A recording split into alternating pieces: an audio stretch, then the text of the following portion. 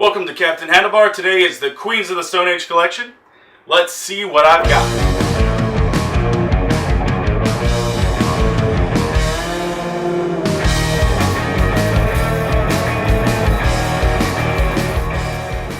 I've got Queens of the Stone Age first album on vinyl. Unfortunately, this is a reprint back in 2002.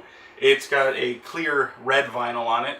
But this one's great. I mean, regular John Avon, if only walking on sidewalks you would know how to handle a rope. This is a great album, and I'm just happy that I've got a copy of it on vinyl. Of course, I'd love a green copy, which fetch, I don't know, hundreds of dollars. But hey, I've got this one, and that's good enough for me. It's still got the Man's Ruin logo on the front of the record, which I'll show. Cha-ching. So, of course, second on that list is Rated R. I've got Rated X. It's got a bonus track, Ode to Clarissa. It's a good album. Their second album is really good. Dave Catchings is on guitar, produced by Chris Goss.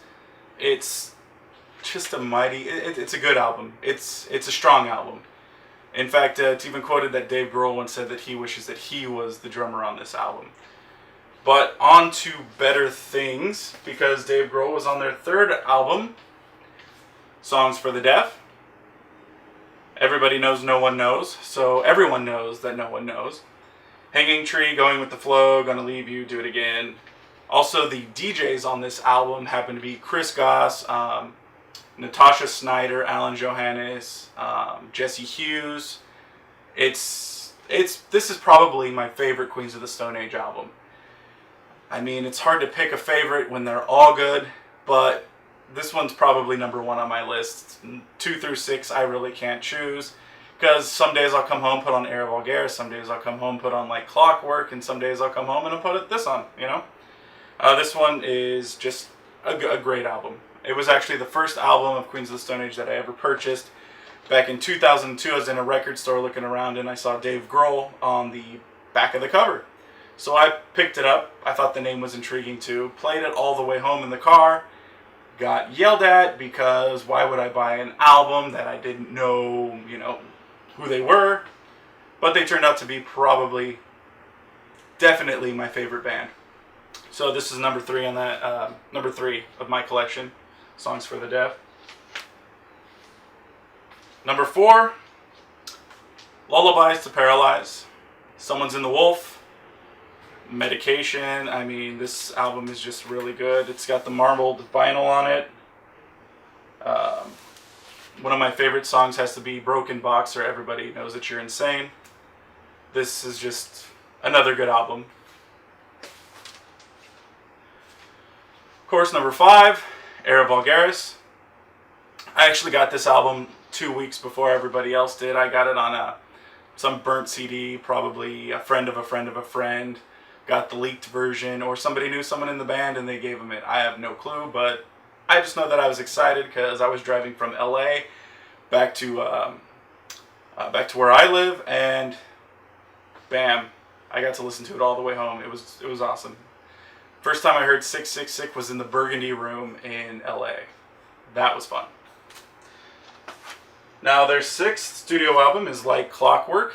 This is the Black on Black Friday version, which is a great album. I've got 2 copies of this actually, one's sealed and one's unsealed.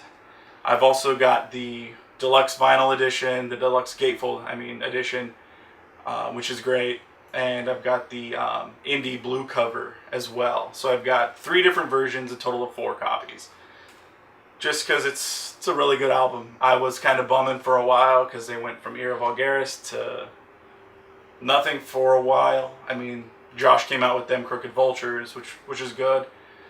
But definitely needed another Queens album. I'm really excited for next year to come up. Hopefully Queens of the Stone Age will release something in 2017. And we'll see where it goes from there. Now for my other Queens of the Stone Age collection, which are sort of like bootlegs. So this next one is a play on their first album, except for it came out right after Era Vulgaris. This one's called Era Vulgaris Time. It's another live album. It's got Monsters in a Parasol, Misfit Love, If Only, I Think I Lost My Headache, Into the Hollow, Go with the Flow, Regular John, Avon, and Song for the Dead. It's a pretty good live album. And I like the cover. It's pretty cool. It's on a clear vinyl. This was recorded July 3rd, 2007.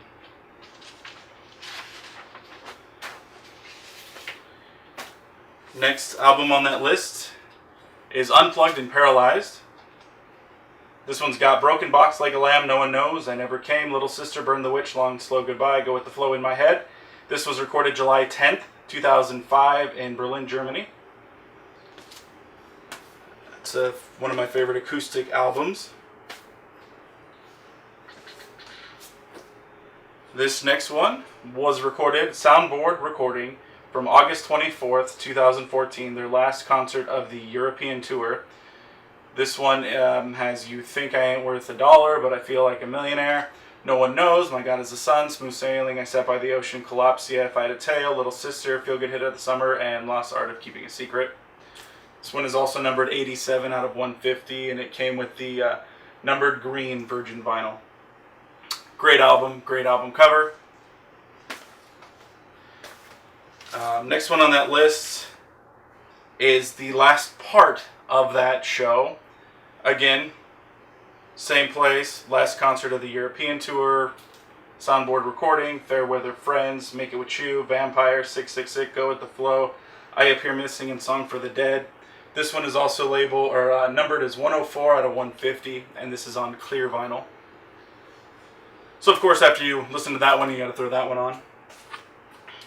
This next one is B-Sides and Rarities. Another Emic poster taken to be an album cover. This one's got all the stuff that you can't hear on any of the other albums, such as Fun Machine, Precious and Grace. It's got 1880, Infinity, All the Same, It, Going Out West, White Wedding, Era Vulgaris, Needle in the Camel's Eye, Christian Brothers. It's sometimes you like their B-sides better than you like their stuff that was made on the album. Fun Machine's probably one of my favorite, along with Era Vulgaris. Era Vulgaris should have been on that album, but I'm not going to get into that. And last but not least, this one is from their Live in Philadelphia, Queens of the Stone Age, Viva. This has to be one of the best sounding live albums I have. The kick drum is clear and immaculate. You can hear almost everything. The guitar is awesome, the vocals is great. It's like they mic'd up that band just because they were recording it.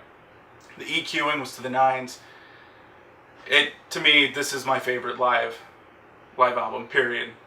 It's got My God is the Sun, Millionaire, No One Knows, Burn the Witch, Smooth Sailing, If I Had a Tail, The Vampire of Time, Little Sister, Make It With You, I Sat by the Ocean, 666, and Go With the Flow. Such a good album. Anyway, that is my Queens of the Stone Age collection. I might do another video in the future of my concert posters from Queens of the Stone Age.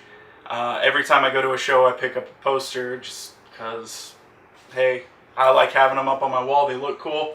That one's from 2007 at the Nokia Theater. I believe there was a band that night that got booed off stage. I think they were called Jaguar Love. I remember them being not very good at all. I've got another poster where the Eagles opened for them, so did Duke Spirit. They actually messed up on that poster and called them Duke's Spirit with an apostrophe. But anyway, I'll show off my concert posters in another video. If you like my video, like it and subscribe. Pass it to your friends or whatnot.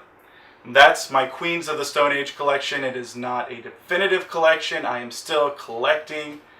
If I see something I like, I'll get it. There's still plenty that I need. I guess I don't need them. There's plenty that I want. So anyway, yeah. Thanks for watching, and I'll catch you on the B-side.